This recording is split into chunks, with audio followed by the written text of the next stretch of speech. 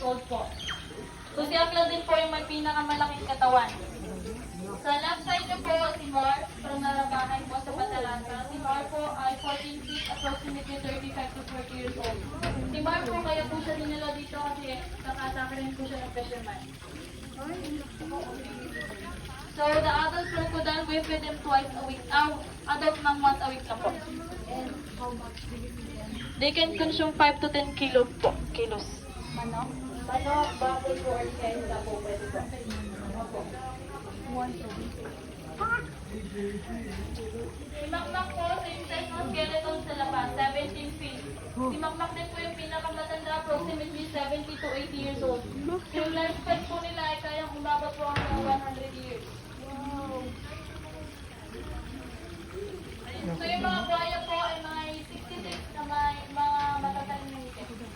So pwede po sila magbayad ng